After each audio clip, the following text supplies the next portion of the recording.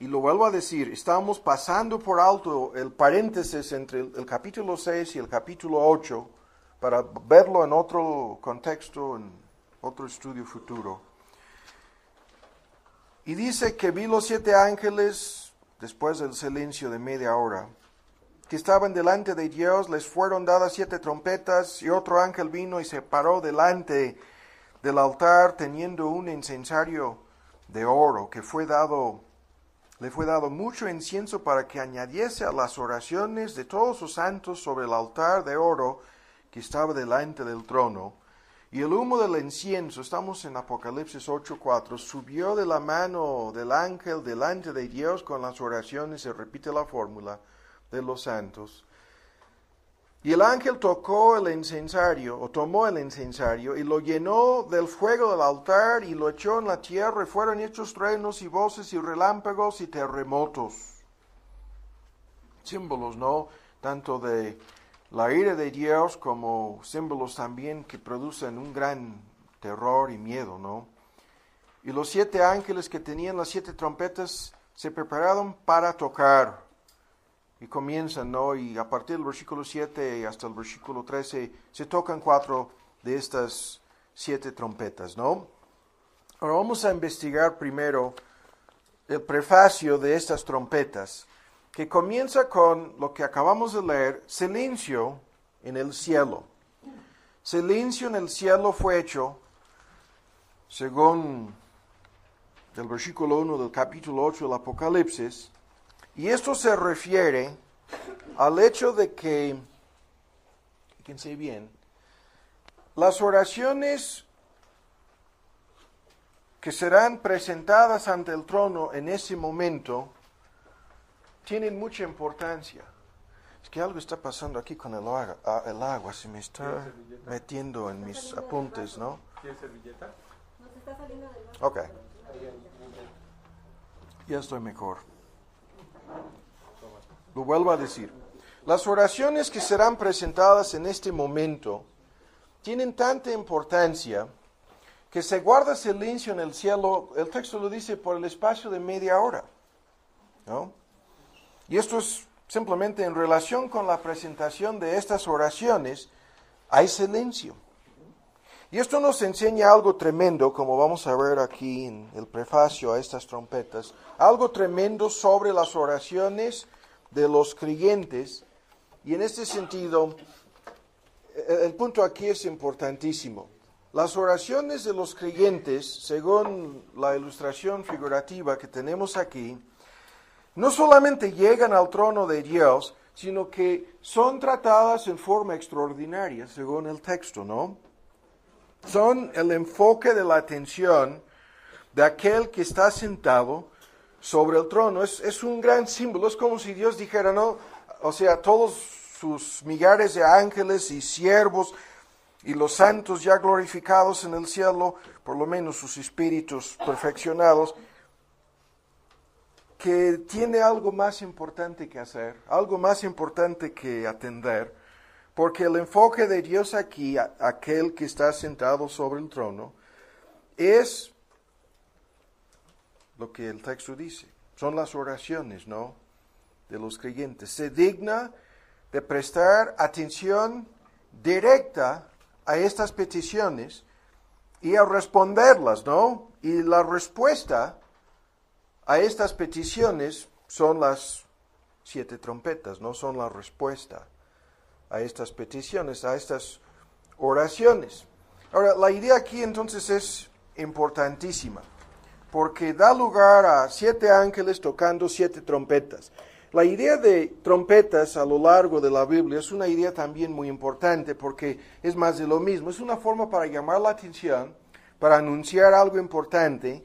Es algo que encontramos repetidas veces, por ejemplo, en el monte de Sinaí, en la coronación del rey Salomón, en varias victorias en tiempos de batallas, en relación con la caída de los muros de Jericó, en relación con el día de propiciación y los días de fiesta, en relación con el arca del pacto llegando a Jerusalén. Es una larga lista de cosas, incluyendo repetidas veces la idea aquí mismo en el Apocalipsis, la voz del Señor se oía o se escuchaba como voz de trompeta, ¿no? Entonces, las oraciones mencionadas en este texto tienen tanta importancia como para dar lugar a los 7 ángeles que tocan las 7 trompetas, y de ahí vienen toda una serie de juicios preliminares. Ahora vuelvan a leer en el versículo 1, cuando él abrió el 7º sello fue hecho silencio en el cielo casi por media hora, y vi los 7 ángeles que estaban delante de Dios, y les fueron dadas 7 trompetas. Y otro ángel vino y se paró delante del altar teniendo un incensario de oro, y le fue dado mucho incienso para que lo añadiese a las oraciones de los santos sobre el altar. Ahora, ¿a qué se refiere la palabra aquí, oraciones de los santos? La última frase del versículo 4 repite la fórmula. ¿Quiénes son los santos que se mencionan aquí? Sus oraciones están, como vamos a ver antes de terminar con esta introducción, acumulándose durante mucho tiempo. Es como si estuviesen siendo depositadas sus oraciones en un lugar especial delante del altar de Dios, acumulándose durante, como vamos a ver, incluso siglos y milenios, estas oraciones, ¿no? Y llegando a este momento crucial, la primera pregunta es, ¿quiénes son los santos que se mencionan aquí? Y la respuesta es la que ya conocemos. 61 versículos del Nuevo Testamento se refieren a los creyentes con esta misma fórmula. Todos los creyentes somos santos, ¿no? Según el Nuevo Testamento, separados del pecado, apartados para Dios, perdonados por Cristo, siendo santificados, ¿no?, por la obra de su Espíritu Santo, llamados a ser santos en Romanos 1:7, santificados en Cristo Jesús en 1 Corintios 1:2, los santos y fieles, ¿no? Según Efesios 1, todos los santos en Cristo Jesús, según Filipenses 1 y Efesios 1 es la misma fórmula, y Colosenses habla de los hermanos santos y fieles en Cristo Jesús, etc. Hay una larga lista de ejemplos. Entonces todos los creyentes son los santos. ¿Sí? Santificados ya en virtud de la obra salvadora de Cristo, acreditada a nuestra cuenta, comenzando con su vida perfecta, ¿no?, que nos es imputada, y estamos siendo santificados en forma progresiva, pero el punto es que estas peticiones de los santos, de los creyentes, han llegado a un momento crucial en la historia, y los planes y los propósitos de Dios están en ese momento siendo atendidas estas peticiones. Dios está haciendo caso en forma directa de estas peticiones, está respondiendo directamente a estas oraciones, ¿no? Y vamos a volver a leerlo. En el versículo 3 dice que había un incensario de oro, ¿sí? Y a este incensario de oro le fue dado mucho incienso para que lo añadiese a las oraciones de los santos sobre el altar de oro que estaba delante del trono. Entonces, esto es la introducción a lo que vamos a investigar a fondo en forma, espero, acelerada el día de hoy, pero vean con mucha atención el siguiente punto. ¿Cuáles son las peticiones mencionadas aquí? Si son las peticiones de los santos o los creyentes, ¿cuáles son estas peticiones? Las oraciones mencionadas aquí son oraciones específicas. Son las peticiones incluidas en aquella petición tan conocida, venga tu reino, ¿no? Lo que Cristo nos enseña en el Padre Nuestro, ¿no? Las peticiones respecto al nombre de Dios, la gloria de Dios, la voluntad de Dios y específicamente todo el paquete culminándose en el reino de Dios, son las peticiones que se enfocan en una serie de puntos. Vean, por ejemplo, en el Antiguo Testamento, en el Salmo 110, todas las peticiones relacionadas con el cumplimiento de lo que tenemos aquí en el Salmo 110, son peticiones en relación con la vindicación de Dios, para que se haga justicia en la tierra, para que Dios sea glorificado, para que sus enemigos sean derrotados, para que Cristo venga, para que los malvados sean juzgados en el infierno. El punto es para que el reino de Dios en su forma final, el reino que existe en el presente en la forma de un misterio. Lo hemos estado viendo entre semanas en los estudios sobre las parábolas del reino de Dios. Pero vean aquí, cuando en el Salmo 110 encontramos estas promesas, ¿no? Cuando dice Dios en los primeros 3 versículos, Jehová dijo a mi Señor, siéntate a mi diestra, en tanto que pongo tus enemigos por estrado de tus pies, ¿no? El cetro de tu poder y enviará Jehová desde Sión, domina en medio de tus enemigos. Es una serie de peticiones en relación con la obra de Cristo Jesús, su exaltación al trono del universo y su glorificación. Y el texto, vean en el versículo 5, el Señor a tu diestra aplastará a los reyes en el día de su ira, juzgará las naciones, los gentes, ¿no? Los pueblos gentiles, llenará, y la idea es la tierra de cadáveres, ¿no? Terminará, y la idea aquí es destruyendo las cabezas de muchas tierras.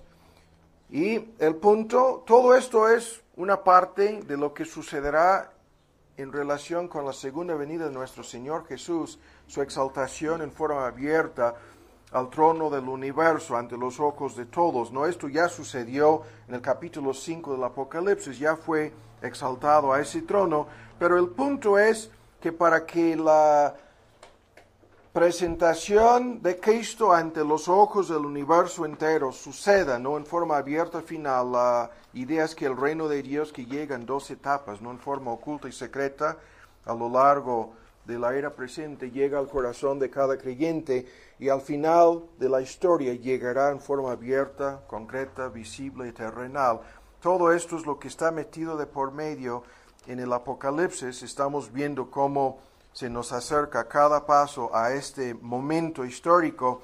Y el punto es que todas las peticiones en relación con, lo vuelvo a decir, la llegada del reino, venga tu reino, ¿no? Que es todo un paquete que estamos resumiendo, son las peticiones mencionadas aquí.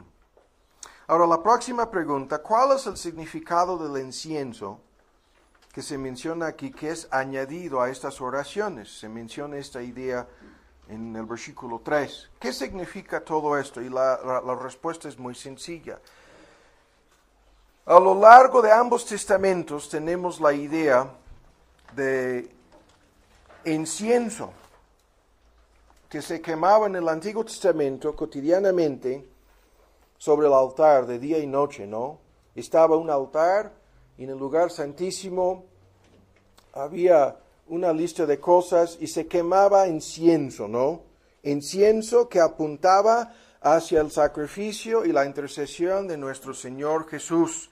No vamos a discutirlo a fondo, pero vean un ejemplo de esto en el Nuevo Testamento. En Efesios, en su capítulo 5, tenemos la idea en esta fórmula apostólica. Efesios 5, en el versículo 2, cuando dice que Cristo se entregó a sí mismo por nosotros, y es el mismo lenguaje. Cuando dice ofrenda y sacrificio a Dios en olor fragante, ¿no? Estoy diciéndolo bien, suave en la versión antigua. Este olor fragante ante Dios es incienso, ¿sí? Es una referencia directa a la obra salvadora de Cristo y su intercesión a favor de los creyentes. Y la idea entonces es ampliamente, en ambos testamentos tenemos el fenómeno, la obra salvadora de Cristo es el medio a través del cual nuestras oraciones son presentadas a Dios. Es algo muy sencillo. Incluso es la obra de interceder a favor de su pueblo la que Cristo cumple en esta hora, en este momento, ¿no? La que Cristo ha continuado cumpliendo desde su ascensión al cielo. Y en Hebreos 9:25, en Hebreos 9:25, 7:25 y en otros textos tenemos ampliamente esta idea de la intercesión de Cristo.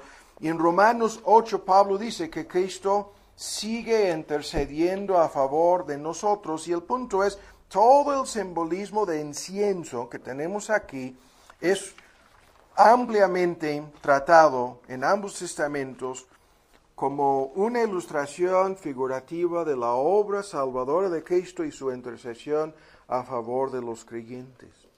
Entonces, volviendo al texto en Apocalipsis 8, ahí están oraciones, ¿sí? Oraciones realizadas por los creyentes.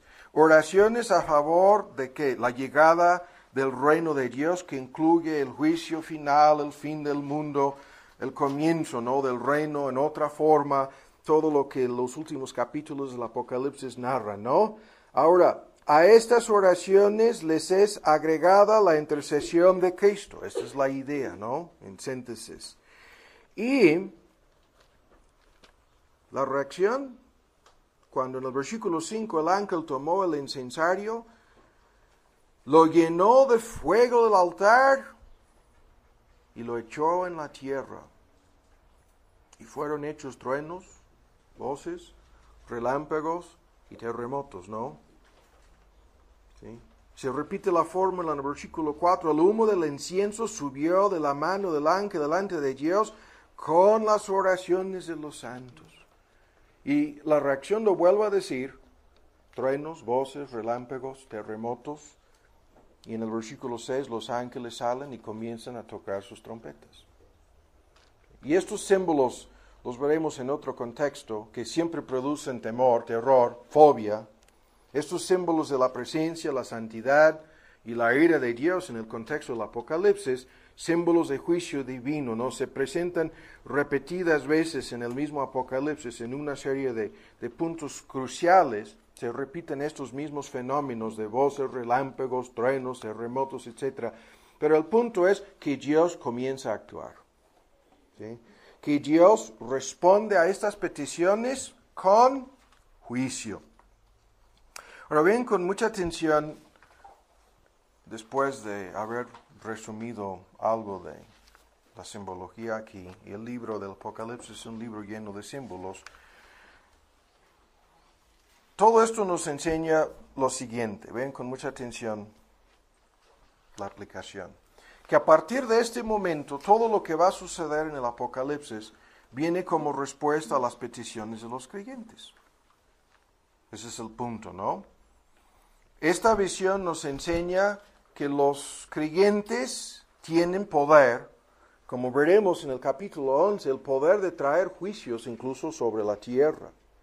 Y el mismo incensario que contenía las oraciones de los santos, el mismísimo instrumento es usado para arrojar fuego y juicio a la tierra.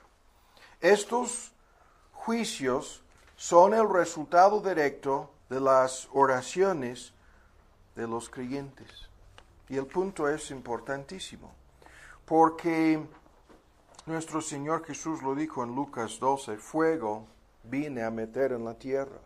He venido a echar fuego en la tierra, dijo, y este fuego es el símbolo de sus juicios. No solamente el juicio final, sino todos los juicios preliminares, incluyendo estos juicios, los que encontramos aquí en las 7 trompetas. Y lo vuelvo a decir, esta visión nos enseña que hay una relación íntima entre los juicios de Dios y las oraciones de los creyentes. Entre la soberanía de Dios y nuestras peticiones a favor del reino de Dios, el nombre de Dios, la justicia de Dios, etc. Y el punto, lo vuelvo a repetir, esta relación directa entre los juicios divinos y las peticiones de los creyentes es algo que no debemos pasar por alto porque nos enseña muchísimas cosas acerca de la oración y acerca del cumplimiento de los planes y propósitos de Dios. Cada vez que una persona creyente haya pronunciado las palabras, venga tu reino, esta respuesta, o sea, la que estamos viendo aquí, ¿quedó aplastada? No. ¿Olvidada? No. ¿Negada? Tampoco. Sino la respuesta fue pospuesta, ¿no? Hacia un futuro. Dios recibió la petición. Estamos hablando del cumplimiento final de la petición, venga tu reino. Y no estamos hablando del evangelismo, que venga el reino de Dios al corazón de fulano. Estamos hablando del fin del mundo y el comienzo del reino de Dios en una forma abierta y visible, concreta, cada vez que una persona creyente haya pedido a favor de la llegada del reino de Dios en esa forma final. La petición es como si hubiera sido depositada, almacenada, guardada, ¿sí?, sobre el altar, ¿no? Si fuéramos a decirlo así, depositada la petición en un incensario, ¿no? O el punto es, Dios lo tiene registrado, lo tiene apuntado, sabe exactamente quién hizo la petición, hace cuántos siglos sucedió, cuántas veces volvió a pedir lo mismo, cotidianamente supongamos. En muchos casos hay personas que repiten esa fórmula en todas sus oraciones, pero durante 2000 años han sido acumuladas, almacenadas, ¿sí?, guardadas, todas estas peticiones. Ahora, este tema es muy amplio y simplemente aquí nos sirve como un prefacio, hacer estas aplicaciones. La relación entre la soberanía de Dios, los propósitos y decretos de Dios y nuestras peticiones es una parte de lo que tenemos en este texto. Hay una relación directa entre las oraciones de los creyentes y la predestinación. Hay una relación directa entre nuestras oraciones, incluso y la escatología. Porque lo que comienza el fin del mundo, y aquí la idea es estos eventos, los que son narrados en estas 7 trompetas, o las 6 por lo menos trompetas preliminares, no son más que juicios preliminares, ¿no? Pero son eventos escatológicos, proféticos, que se tienen que cumplir en un momento exacto en la historia. Y la relación entre estos eventos y las oraciones de los creyentes es lo que el prefacio de las trompetas nos enseña. Hay una relación entre la oración verdadera y todos los propósitos de Dios. Y el texto nos enseña claramente que nuestras oraciones son esenciales al cumplimiento de los planes y propósitos de Dios. Y esta idea, lo vuelvo a decir, es una idea ampliamente tratada en la Biblia. Tantos versículos vinculan la oración con la predestinación, ¿no? Hacen el vínculo directo entre los planes y propósitos de Dios y lo que sucede en relación con nuestras peticiones. Vamos a ver unos ejemplos nada más. En un momento volveremos. Vean, por ejemplo, en Jeremías 29. Hay un ejemplo clásico de lo que estamos diciendo aquí. Jeremías en su capítulo 29 dice en una forma muy sencilla: así ha dicho Jehová, 29:10, cuando en Babilonia se cumplieran los 70 años, los judíos fueron llevados cautivos a Babilonia, ¿sí? El tiempo de su cautiverio sería 70 años. Yo os visitaré, llegando al cabo de los 70 años, yo os visitaré, ¿sí? Y os tornaré a este lugar, para resumirlo. Porque yo sé los pensamientos que tengo acerca de vosotros, dice Jehová, pensamientos de paz, no mal, para daros el fin que esperáis, ¿no? Entonces, el punto es crucial. Ustedes van a estar 70 años en Babilonia, ¿sí? Llegando al cabo, al cumplimiento de los 70 años, serán retornados a su tierra. Pero esto es una profecía de algo cercana en la historia, no una profecía de algo futuro lejano, sino algo que sucedería en un breve lapso de 70 años. Pero dice entonces, me invocaréis, ¿sí? Vendréis para invocarme, oraréis a mí, y yo os oiré. Me buscaréis y me hallaréis, porque me buscaréis de todo vuestro corazón. Ahora, ¿qué es lo que encontramos en el capítulo 9 de Daniel? Que el profeta, leyendo esto y calculando el tiempo y dándose cuenta de que ya se estaban cumpliendo los 70 años, y Daniel en los versículos 1 al 3, en su capítulo 9, se pone de rodillas y comienza a orar en base a esta profecía, esta promesa de Dios. El tiempo no nos permite ver la larga lista de ejemplos. Hay muchísimos ejemplos de lo que estamos diciendo. Pero volviendo a nuestro texto, en Apocalipsis, hay personas que piensan que si Dios ha predestinado, si Dios ha decretado, y especialmente en relación con estos eventos escatológicos y finales, si Dios ha predeterminado lo que ha de suceder, entonces es en vano orar, ¿no? Y hay muchas personas que se enredan en problemas en relación con este misterio, pero el punto es muy sencillo. Es a través de nuestras oraciones que Dios cumplirá sus propósitos. Le digna a nuestro Dios involucrarnos a nosotros en el cumplimiento de sus planes y sus propósitos, hasta el extremo de usar nuestras oraciones. Las trompetas comienzan a ser convertidas en realidades, pero salen del mismo lugar en donde Dios había depositado durante siglos todas estas oraciones. Ahora, hay muchísimas cosas aquí, el tiempo no nos permite profundizarnos, pero voy a decir lo siguiente. Hay algunas peticiones nuestras que reciben una respuesta afirmativa, normalmente dentro de un breve lapso de tiempo. Hay otras que reciben una respuesta afirmativa después de un periodo de tiempo un poco más prolongado. Hay otras peticiones nuestras, las cuales reciben una respuesta negativa desde un principio y nos cuesta a nosotros percatarnos de que la respuesta fue que no. Pero después de un periodo de tiempo nos cae el 20. Dios me dijo que no. Pero hay otras peticiones que reciben una respuesta afirmativa. Escuchen lo que estamos diciendo. En el caso de los creyentes que pedían, venga tu reino hace 2000 años, todavía no se han convertido estas peticiones en la realidad que vemos aquí en Apocalipsis 8. Pero la respuesta que recibieron estas peticiones fue afirmativa, pero agregando la frase, pero todavía no. La respuesta es que sí, pero todavía no. ¿No? Y la respuesta vendrá. Y lo que estamos leyendo aquí es cuándo vendrá, ¿no? En el momento en que comienzan a tocar estas trompetas de juicios, los preliminares, ¿no?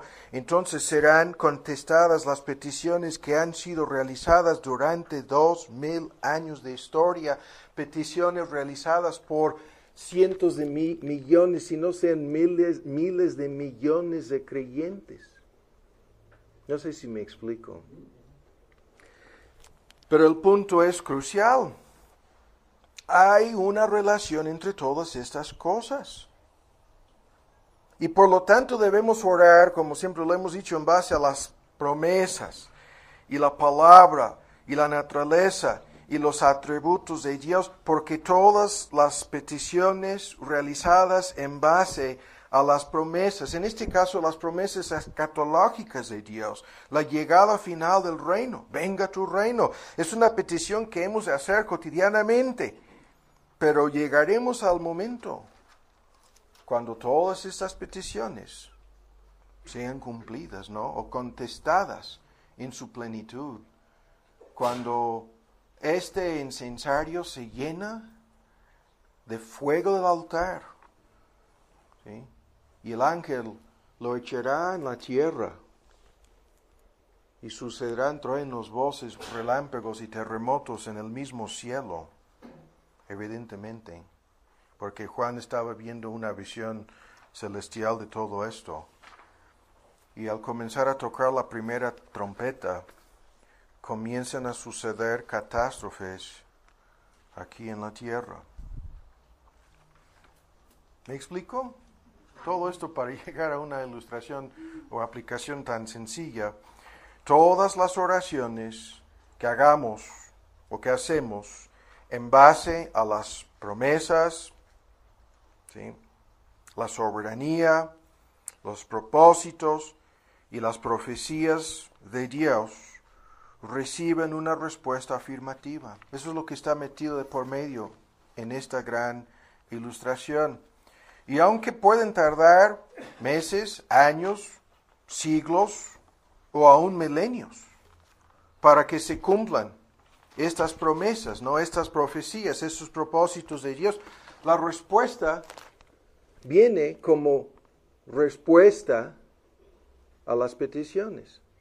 Es un juego de palabras, ¿no? La respuesta o la acción divina en este asunto viene como una respuesta directa. Eso es lo que el texto nos está enseñando. ¿Cuántas peticiones se habían o se habrán acumulado llegando a este momento en la historia? ¿Cuántas peticiones habrán sido realizadas, ¿no? Para llegar a ese momento? Ninguna de estas peticiones habrá sido realizada en vano. Ninguna. Dios tomará en cuenta cada una de estas peticiones. Vamos a cambiar las ilustraciones. En el mundo moderno, se van acumulando a veces los correos electrónicos, ¿no? En la computadora. Y tenemos la plena intención, ¿no? Me escribió fulano, y me escribió mi mamá, y me escribió otro hermano, y otro amigo. Y tengo ahí, ya estoy pensando en las respuestas. A veces las respuestas ya las tengo en mi mente, ¿no? Y es cuestión de sentarme y contestar, ¿no? Y si esto sucede cotidianamente con cientos de millones de correos electrónicos en todo el mundo, ¿no? Que se quedan archivados, que se quedan registrados ahí, no es absurdo decir que Dios tiene un registro, que Dios tiene una cuenta, que Dios sabe quién hizo la petición, en cuál momento, en cuál día, en cuál hora de la historia y cuántas veces se volvió a enviar el email. Estamos enviando el email cotidianamente, no es una ilustración. Y la respuesta afirmativa está aquí. ¿Me explico? Está aquí. Ahora, otro asunto. En un momento vamos a lanzarnos a estas trompetas. Pero esta ilustración nos puede servir en cuanto a estas trompetas y muchas cosas, incluso en nuestra vida cotidiana. Tantas personas que han comenzado a estudiar el Apocalipsis y se han dado cuenta de que son ciclos que se repiten y que hay tantos detalles y tantas cosas importantes en este libro y interesantes, incluso misterios y cosas que explican en realidad todo, ¿no? Que proporcionan una perspectiva verdadera de la realidad. Pero se acercan al libro y se preguntan, ¿por qué nos ha dicho todo esto Dios? O sea, ¿de qué nos sirve saber, por ejemplo, en un momento acerca de estas trompetas? Y la respuesta es la siguiente. Es una ilustración importante. Hoy día tenemos este fenómeno de video y de la capacidad de grabar un evento. Y la ilustración que nos ayuda aquí, la más sencilla, es de grabar un partido de fútbol, ¿no? Si por algún motivo no nos encontramos a la hora del partido, estamos trabajando, estamos haciendo algo fuera de la casa, o es un domingo, ¿no? Estamos reunidos, o estamos en algún lugar, se pone a grabar el partido. Estamos usando un ejemplo aquí de los deportes a propósito, porque nos sirve. Llegamos a la casa y no queremos saber quién ganó. No queremos saber qué pasó. No, esto echará a perder el partido, ¿no? De nada servirá saberlo, ¿no? ¿De qué? No quiero saber, ¿sí? Tapo mis oídos, no prendo el radio en el carro, llego a la casa, digo a la familia, ni una palabra, ¿no? Tomo mi control remoto, tomo mi lugar, me paro o me siento, ¿no? Frente a la televisión. Y antes de comenzar a ver el partido, alguien entra a la casa gritando, no, perdieron. Escuchen lo que sucede. En el resto del tiempo me pongo a ver el partido. ¿Y cuántas veces nos ha sucedido? Ya sabemos que perdieron, ¿sí? Y estamos viendo y comenzamos a ver las malas jugadas, comenzamos a ver los errores, ¿no? Comenzamos a ver incluso los fouls, ¿no? del árbitro que marcó mal, ¿no? Y comenzamos a, ¿no? a hacer un berrinche, hasta gritar. En un momento dado, hay personas capaces hasta de llorar. Están viendo cómo es que perdieron, ¿no? Y con las lágrimas, o furiosas, ¿no? Enojadas. Escuchen lo que estamos diciendo aquí. Pero ¿por qué tanto rollo? ¿Por qué esa reacción? Perdieron, ya lo sabe, la persona lo sabe. Antes de hacer todo su berrinche, lo sabía. ¿De qué sirvió eso? Escuchen, lo que tenemos aquí, incluso lo vamos a ver en estas trompetas, es el partido, ya grabado. Sabemos cómo termina. Sabemos quién ganó, ¿no? Sabemos lo que va a pasar. Eso es lo que está aquí. ¿Para qué nos sirve? Para que no hagamos un berrinche innecesariamente.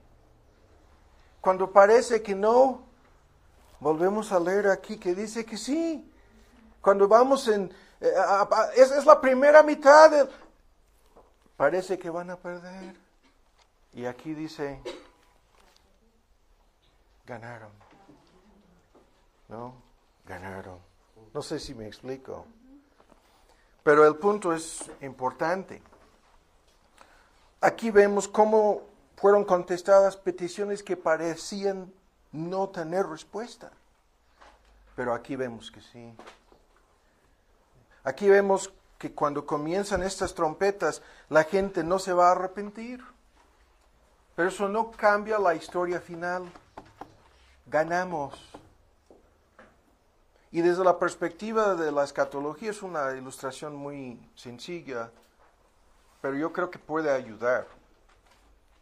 Porque cualquier persona puede leer esta historia, encontrarse a sí misma aquí en la historia y saber que terminará ganando.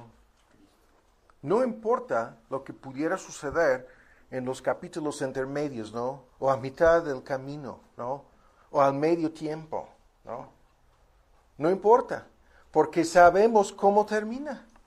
Y si sabemos cómo termina, esta perspectiva... Ahora, si nos ponemos otra vez en la ilustración y sabemos que ganaron, nos ponemos a ver el partido, la mala jugada nos da risa, ¿no? El árbitro chueco, no importa, ¿no? ¿No? Los errores del técnico, ni modo, ganaron. No sé si me explico, pero la actitud cambia totalmente en relación con lo que vemos que está pasando. ¿Me explico? Y eso es uno de los porqués de la escatología y el porqué del Apocalipsis.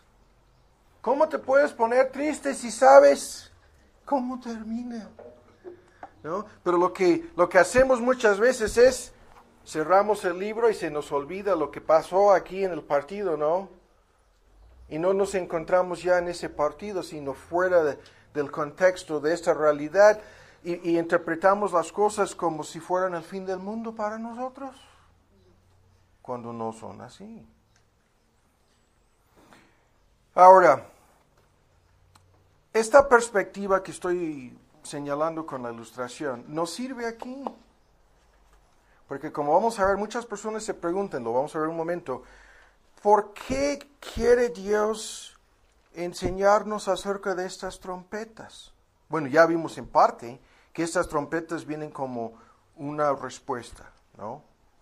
A las peticiones de todos los creyentes de todos los siglos, ¿no? De toda la historia.